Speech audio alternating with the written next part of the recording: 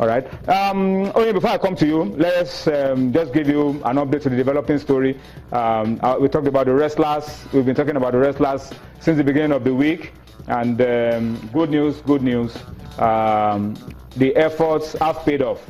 All right. Our appeals on a daily basis have paid off. Not exactly from the Federal Ministry of Youth and Sports, but from some other sources.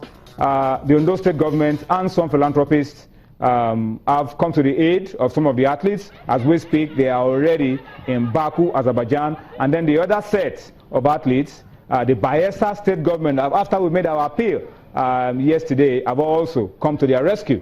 So the other sets of wrestlers are also on their way. All right? So that's really, really comforting. They won't miss out after all. It's the Golden Grand Prix for some of the best wrestlers in the world that's taking place in Baku, Azerbaijan. And so, thankfully, Nigeria is not missing out on this one. Oh, yeah, that's huge relief. Huge relief.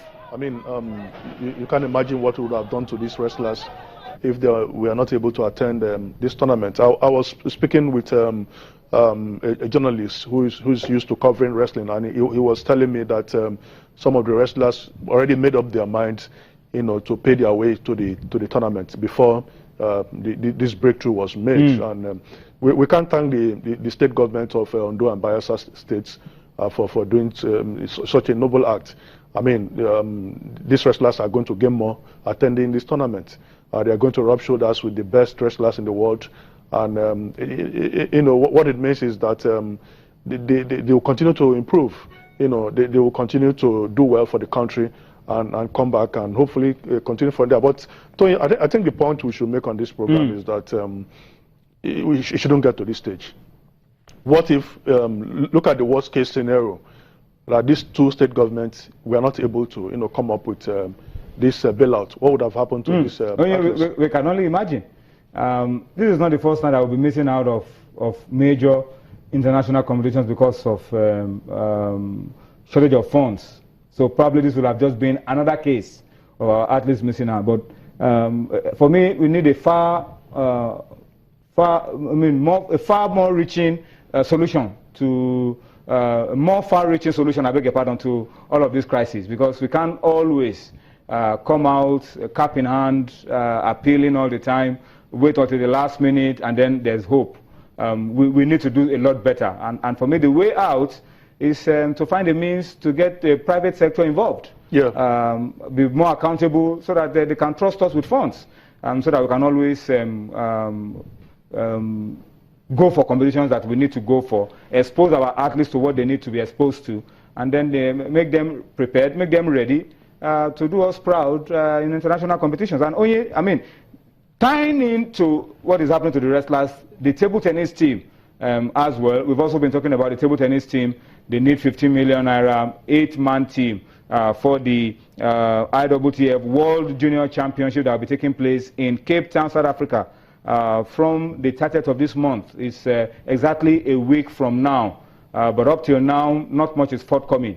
Well, there's still a week before the competition begins, but at least we have a few more days for funds to come through for these people to be able to go for what they need to do. But the NTTF are still going ahead with their preparations.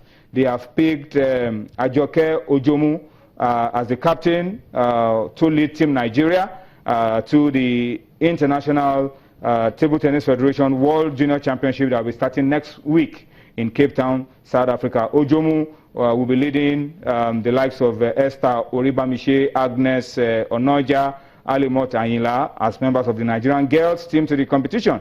And of course, the boys, you have the likes of Aziz Sholanke, Amadi Ome, Tobi Falano, and Rilwan Akombi.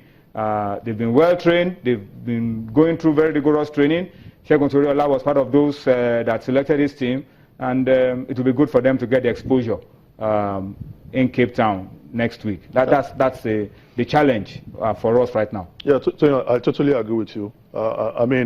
We have complained severally that Toriola has been there for ages, for more than 10 decades, and the same thing with Funko Shonaike. And this is the kind of structure that will throw up capable replacements, younger players that should take over from them. And if they fail to attend crucial tournaments, how are they going to hone their skills? How are they going to, be able to get to the stage that the Toriolas and the Oshonaikis, have reached? So I think it will be a tragedy of monumental proportion if they miss out of this tournament. And I think the Honourable Minister is watching this program. I read a statement where he visited a corporate organization today. We need more of such visits, so that you guarantee them of transparency, honesty, and reciprocation. They bring in their money into sports so that these athletes will get enough incentives to participate in several tournaments.